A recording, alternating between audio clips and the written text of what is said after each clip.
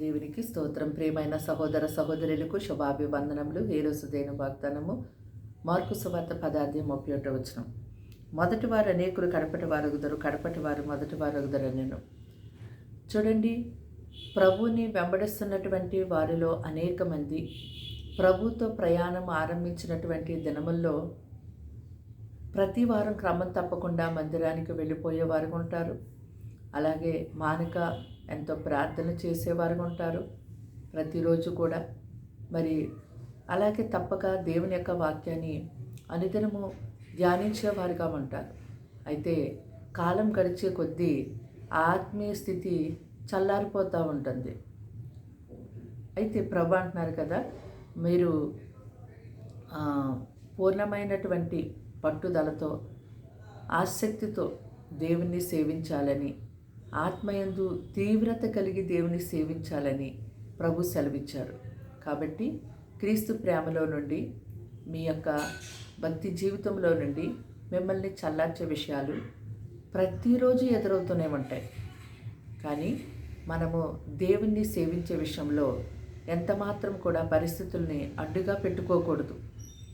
అయితే దేవునితో మన ప్రతిరోజు సహవాసములో బలముగా ఉన్నప్పుడు మీకు ఎదురవుతున్నటువంటి ఆ ప్రతికూల పరిస్థితులను జయించడానికి, మరి సహనము కలిగి, ఓర్పు కలిగి ఉండడానికి, అవి దాటడానికి ఎంతో దేవుడు సహాయం చేస్తాడు.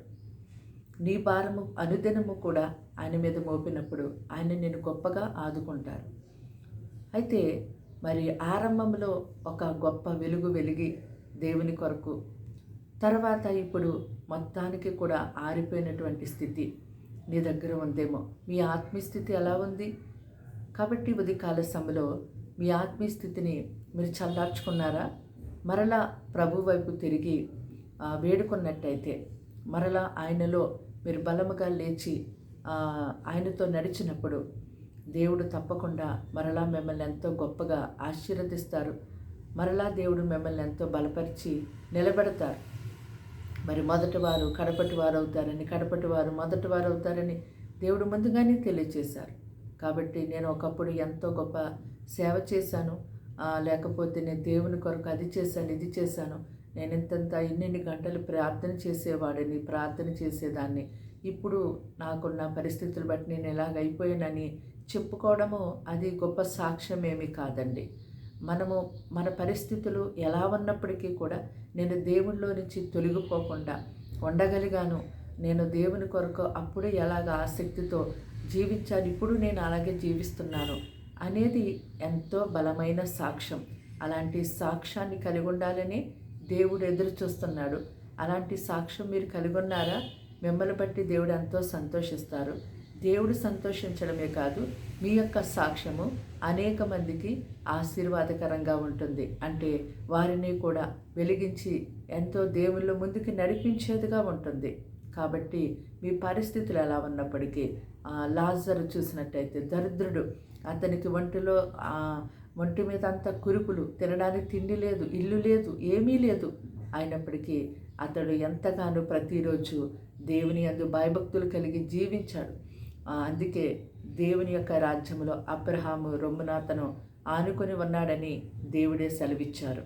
కాబట్టి మన పరిస్థితులు మరి ఒక్కొక్కసారి మనల్ని ఎంతగానో కృంగతీయచ్చు. అనేక రకాలైనటువంటి విధానాలు, అనేక రకాల కష్టాలు, సమస్యలు ఎదురవుతూనే ఉంటాయి.